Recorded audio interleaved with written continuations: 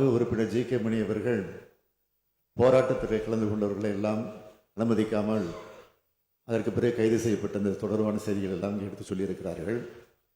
நன்றாக அவருக்கும் தெரியும். போராட வேண்டும் என்று சொன்னால், ஆர்ப்பாட்டம் நடத்த வேண்டும் என்று சொன்னால் முன்கூட்டி அனுமதி வாங்க வேண்டும். அதுவும் அனுமதிக்கப்பட்டிருக்கக்கூடிய இடத்திலே தான் அனுமதி தருவார்கள். அதுவும் காவல்துறையிலே கட்டுப்பாடு. நேற்றைக்கு கூட ஆளுங்கட்சியாக இருக்கிற திராவிட முன்னேற்ற கழகத்தின் சார்பில் பல்வேறு இடங்களில் ஆர்ப்பாட்டங்கள் இருந்திருக்கிறது. திடீரென்று சில நேரங்கள் ஆர்ப்பாட்டங்கள் அனுமதி இல்லாமல் அவர்கள் நடத்திய காரணத்தால் அவர் மீதும் வழக்கு போடப்பட்டிருக்கிறது. ஆளுங்கட்சியாக இருந்தாலும் திமுக மீது வழக்கு போடப்பட்டிருக்கும் போதை நம்முடைய ஜி.கே. மணி அவர்களுக்கு எடுத்து சொல்லுவேன். போராட்டத்தில் கலந்து கொண்டவர்களை எல்லாம் அனுமதிக்காமல் அதற்கு பிறகு கைது செய்யப்பட்ட இந்த தொடர்பான செய்திகள் எல்லாம் எடுத்து சொல்லியிருக்கிறார்கள்.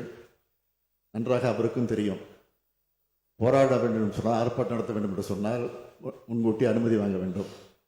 அதுவும் அனுமதிக்கப்பட்டிருக்கக்கூடிய இடத்திலே தான் அனுமதி தருவார்கள். அதுவும் காவல்துறையிலே கட்டுப்பாடு. நேற்றைக்கு கூட ஆளுங்கட்சியாக இருக்கிற திராவிட முன்னேற்ற கழகத்தின் சார்பில் பல்வேறு இடங்களில் ஆர்ப்பாட்டங்கள் இருந்திருக்கிறது.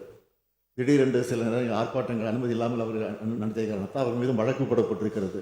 ஆளுங்கட்சியாக இருந்தாலும் திமுக மீது வழக்கு போடப்பட்டிருக்கும் போதை நம்முடைய ஜி.கே. மணி அவர்களுக்கு எடுத்து சொல்லுவேன். செய்திகளை உடனுக்குடனும் துல்லியமாகவும் தெரிந்து கொள்ள சப்ஸ்கிரைப் பண்ணுங்க.